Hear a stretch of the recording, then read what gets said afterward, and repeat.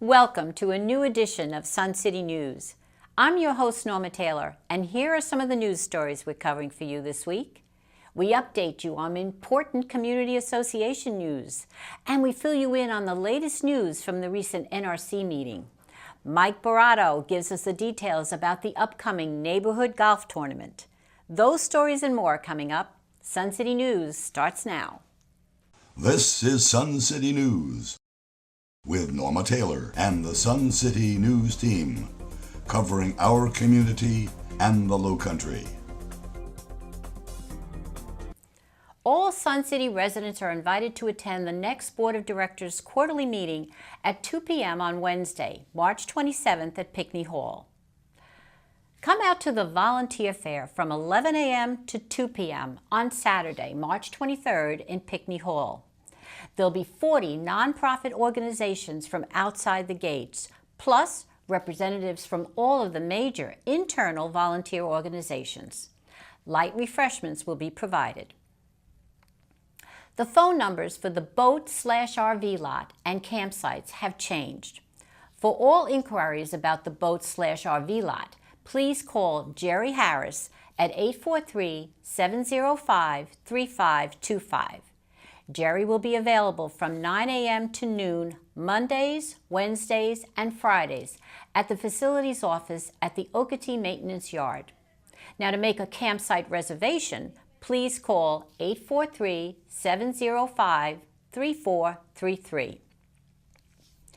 A new trivia game called BAC Brain Tease will debut in E! News Weekly on April 4th.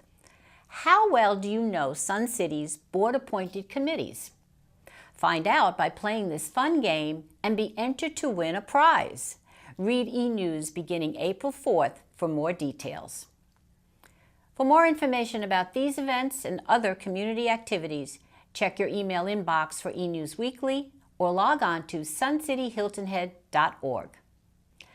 Reporter Chris Chase always gets the news we need to know at the NRC meeting. There will be about $70 million, give or take, dollars left over.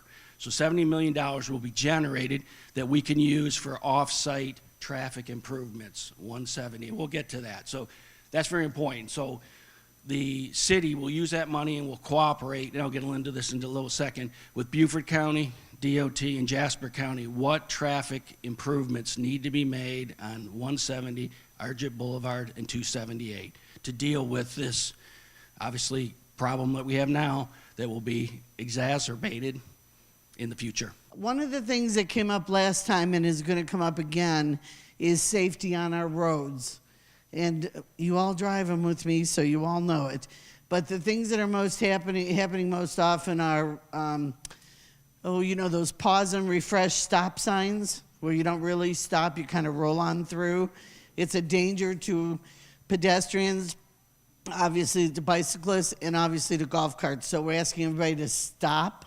I intentionally do the 1, 2, 3 because as a board member to get a ticket would be most embarrassing.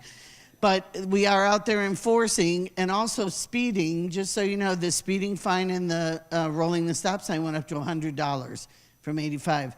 But speeding, we have to maintain our speed limit signs. If you don't know what they are, take a look at them when you're riding around. No Millennium Bridge is 20 miles an hour, no passing. Tournament Director Mike Barato is in our studio today to give us the details of the annual neighborhood golf competition. The Neighborhood Golf Challenge has been around for about 5 years now. This is our 6th year. Basically, it pits any number of the 50 some odd neighborhoods that we have here in Sun City against their own neighbors themselves. We have 5 to 8 members on a team, minimum of 5, maximum of 8 members on a team. If you have 15 or 20 members on a team, they can still play, but they just can't play for your neighborhood. But other neighborhoods that are short players, we can always use those if the players would like to play for another team. Okay, and where is this event going to be played, and the date, the time, and the course? All right, this year the event is to be played at Okatee Creek On Saturday, April 6th, we have a double shotgun, which means at 8:30, all players will descend on all holes, and we have another tee-off at 1:30, same scenario. That's why it's called a shotgun start. Players have the option to play either in the morning or in the afternoon. So before they play or after they play, they can have a lunch, which the fee is, that helps to pay for it. The fee is $17, and that pays for basically your lunch and all the prizes that'll be passed out that day. And we have many.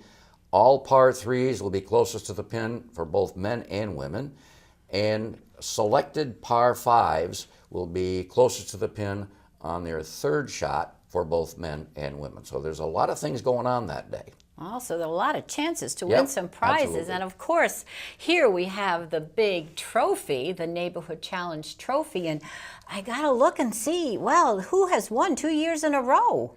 Well, now, you had to rub that in, Norma. I'm Yes. from Willowbrook Village. And now who's won 2 years in a row, Mike? Willowbrook. Yes, Willowbrook has won 2 years in a row. And they're looking for a third time, I understand. They're out to win, Mike. A three-peat is pretty tough. To win it twice is tough. So three times. Yeah, we aren't going to retire the trophy, though, to Willowbrook. We may have to create another trophy, but we're not going to retire this one. Okay, well, thanks for telling us about this neighborhood challenge. We hope to be there and cover the winners, and go Willowbrook. All right, thanks, everybody. Hope to see you there. When we return, our medical consultant, Dr. Lou Valente, is here with another informative Health Matters report. We learn about the second annual Coast Guard Appreciation Day. And Swim Club President Edie Autori fills us in on the Adult Learn to Swim program. We'll be right back after these messages. Today, our medical consultant, Dr. Lou Valente, will tell us how to differentiate TMJ from other conditions. Dr. Lou?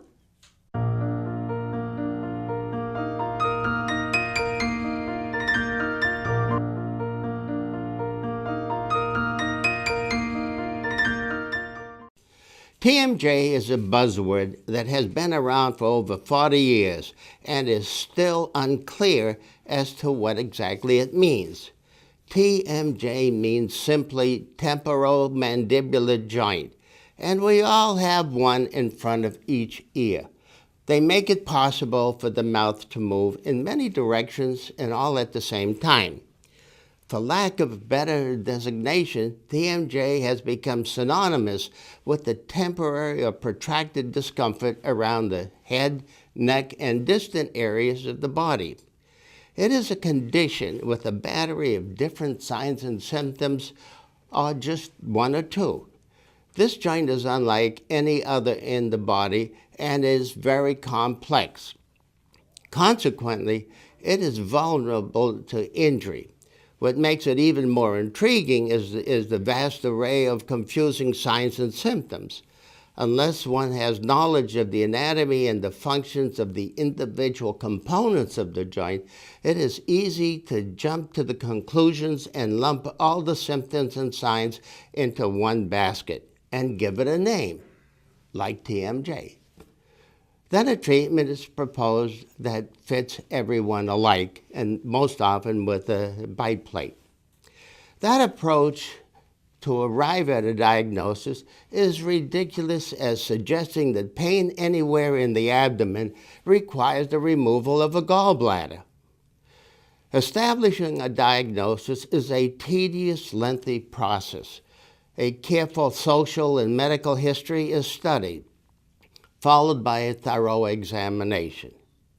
Life stresses or stresses created by aberrant jaw movements, oral habits, dental irregularities, oral facial deformities are addressed. All of the facial, neck, and muscles of mastication must be palpated to determine which are painful and what makes them hurt. A stethoscope should be used to hear and identify the sounds being made in the joint when it's moving. There is poor correlation between what patients feel and what is seen on images. I have seen rheumatoid arthritic patients with complete destruction of the TMJ, and yet they have no discomfort. Other names for TMJ include myofascial pain disorder, myositis, TMJ disc derangement, osteoarthritis, and arthropathy. All these names will work. If a diagnosis is made without having gone through all these steps, don't be fooled. It is a basket diagnosis, and the same treatment will be made for everybody. Not every case deserves a TMJ appliance. There are no magic bullets, but there are specific treatments for specific complaints. I am Dr. Lou Valente for Health Matters. The Sea Pines Resort and Harbor Town Yacht Basin will celebrate the second annual Coast Guard Appreciation Day on Sunday, March 24th, during Harbor Town's Spring Fest celebration. The public is invited to the many activities taking place, plus a live Coast Guard helicopter search and rescue demonstration that's scheduled. The event will also mark the dedication of the new 16-foot model of the U.S. Coast Guard cutter Eagle at the Harbor Town Lighthouse. This is the only Coast Guard exhibit in the Low Country.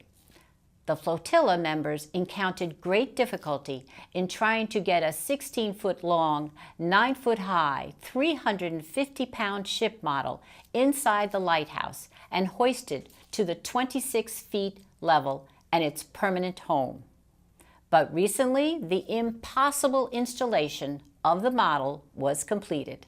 Let's take a look.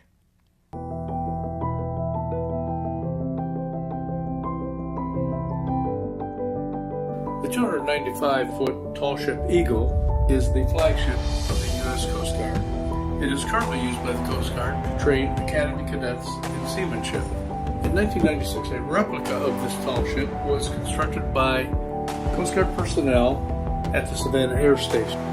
It is 16 feet long and 9 feet tall when the masts are installed and weighs several hundred pounds. Because of the size of the replica, many thought it would be impossible to get it into the Harbor Town Lighthouse for display. But a small group of very dedicated and talented people came up with a way. Watch the rest of the story.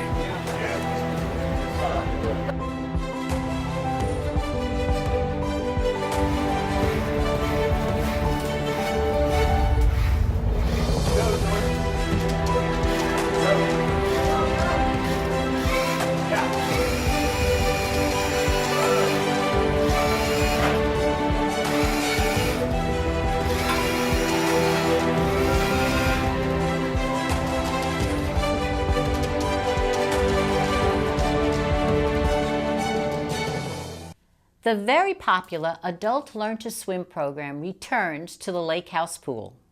Now, what's the direction of the program? What exactly do you cover in the 5 days? Well, we are a U.S. Master Swim Team, and April is National Teach a Senior to Swim Month. So we sort of treat this as a service project to our community. The first year we had 40 participants in the pool with 8 coaches, and then last year we had 28. This year we have 25. Our onus of this, our direction of the program is to focus on the freestyle stroke. And by the end of the week, everybody will be improving their technique and their breathing techniques as well. Now, tell us all the details, Edie. What are the dates, the time, the place, and if there's a fee involved? We are going to be swimming at the Lake House Indoor Pool, and it'll be from April 1st through the 5th, Monday through Friday. The time is 4 o'clock to 5 o'clock, and the fee is $35. Okay. And how many teachers do you have that are teaching? We have 8 coaches that are we're very proud to say that are members of our swim team, have gone through the extra distance and been trained to be coaches. And so we will have 6 coaches in the water this year. One of our coaches just recently had a knee replacement, so she won't be in the water, but we'll have 2 coaches on deck that act as lifeguards as well. Well, thank you, Edie, for coming in and telling us about this wonderful program that you have. Thank you much very much. Success to you. Thank you very much for having me. And come out to swim. It's a great sport. It is a great sport. It is. Thank you. Thank you. There is much more to come on Sun City News. Randy Selman checks out the Barbershop Quartet in her entertainment report and introduces Kayla O'Quinn from Lifestyles. and Ray Tapio was at softball's opening day. We'll return after some messages from our sponsors. Well, it's time for entertainment, and Randy's here. And Randy, I heard you're feeling a little off kilter lately. That's true, Norma. That's why I have the Vintage Barbershop Quartet with me today to bring us a little harmony. Good morning, guys. Good morning. So glad to see you back at the studio. Good to be here. Duke, why don't you introduce the quartet and then tell us something about the Barbershoppers? Oh, okay. Well, And the Vintage Four. Sure. I'm Duke Andrus, and I sing the tenor. This gentleman here is Brian Frank. We affectionately call him Boom Boom. Hi, everybody. He's the bass. Hi, Boom. That's Phil Pescarino. He's our lead. And the big cheese is on the end. That's Jim Cheeseman. He's our baritone. And we are all members of, well, actually two choruses. There's the Sun City Harmonizers and also the Hilton Head Lighthouse Chorus. And we're going to be doing a show on March the 22nd at the Lord of Life Lutheran Church.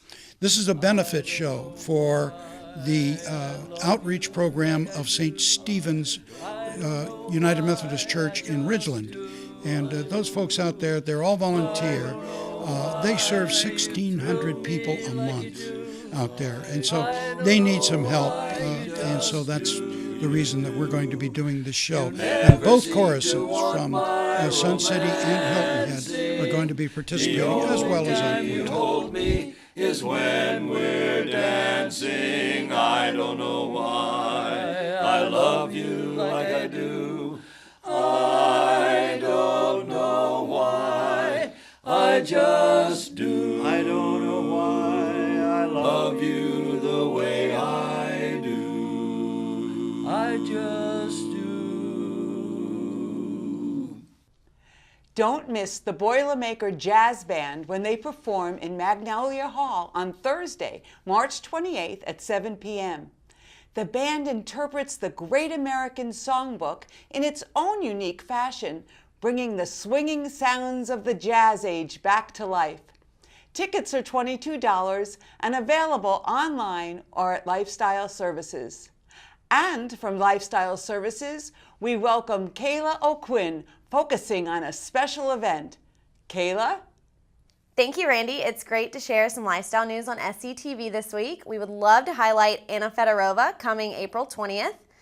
She's the world's premier youngest pianist internationally, and we are so lucky to have her. She's stopping in April 20th. Tickets are $25. It includes a champagne reception before the concert. So please stop by, get your tickets either in the office or online. We can't wait to have her.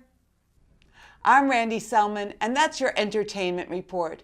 Remember, life is entertaining, so don't miss the show. Well, it's time for sports. Ray, we all love opening day at the ball field. Hey, a big day at the beautiful softball field last week. Opening day for the spring season got off to a great start with the chilly but sunny weather. I spoke with Mary McQueen, the president of the club, to get the lowdown on this season. Hi, Mary. Hi, Ray. How are you? Good Doing morning good. again. Tell us what's going on. Well, opening day for our Tuesday-Thursday league. It's a little bit chilly out here this morning, but we did away with our opening ceremonies this morning because of the weather. So I It was noticed, so cold. yeah. Uh-huh. And rather than having everyone stand around and delay the games or what have you, we just got started pretty much on time, and we're looking forward to a great season. How many teams you got today? We have 12 teams. In All this playing league. today? All playing today. Yep, today, and then they'll play again on Tuesday. They play every Tuesday and Thursday. Hot dog days on Hot dog Tuesdays. day, yes. There is a hot dog day today, we have 11 teams in our Saturday league. So Oh, my God. it's we're growing by leaps and bounds. Then I caught up with Artie Smallwood, former president of the club and now an official umpire, to get his take on softball. All right, I'm here with Artie Smallwood today. He's an umpire, but he's been past president of the softball club. For how long, Artie? 5 out of the last 9 years. 5 out of 9 years. You got a record going here. And how come you became an umpire? What happened? You got too old? I'm too old, but I also play. Oh, you play, that's right. Yes. Yeah. But they wanted honesty and integrity on the base path, so they chose me to umpire. I agree with you I agree with you very much. Okay, so we're going to get some good ball today. And anything you'd like to add to this little conversation? No, I just like to remind everyone that on the Saturday of Memorial Day weekend, we're going to have our annual tournament against the Marine Corps from Parris Island and the Hunter Army Air Base from the U.S. Army team from the Air Base. Yeah, that's always a great event. yeah. Great event. Then we'll have the Star Spangled Banner, the whole military thing. It was beautiful, beautiful. The color guard walking in with the colors from center field. Okay. So it's going to be a great day. Okay, we look forward to it. That's Get a back to work. Saturday. Okay. Thanks, Artie. Thank All you. right, see you. The teams are all raring to go. We had 12 teams, all sponsored by local businesses, and the scores were off the wall, from a high of 16 runs down to a low of 1 run. The names of the teams will be withheld to protect the innocent, and hopefully they will let us back on the field. So mark your calendar to get to the field early for Tuesday and Thursday games. Hot dogs go on sale at the Tuesday games. Well, that's this week's update. And as always, remember, if you see a softball fan without a smile, just give him one of yours. Ray Tapio, Sun City Sports. Spring temperatures mean more time spent out and about in this great community. When you leave your home, be sure to close and lock your windows and doors. Always lock your vehicles as you travel throughout the area and keep all valuables out of sight. Do not leave your keys inside an unoccupied car or golf cart. And in the evening, before you retire for the day, check to make sure your garage doors are down and locked, not just the screen doors closed. Sun City is full of friendly faces inside the gates, but reports of theft are increasing in our surrounding areas. Any suspicious activity should be reported to security at 843-705-4083. That's our show for this week. Thank you for watching. We invite you to check out Sun City TV's weekly program schedule in Sensations magazine. And now check highlights and alerts on Twitter at Sun City TV HHI. Also, email us at suncitytvhh@gmail.com. And make sure you tune in next week to find out all the news that's happening in our community. In the meantime, I hope your week is full of only good news. For Sun City News, I'm Norma Taylor, and I'll see you next week. Now, to see extended coverage of your favorite news segment, tune in to Extra. Check the current Sensations magazine for daily times.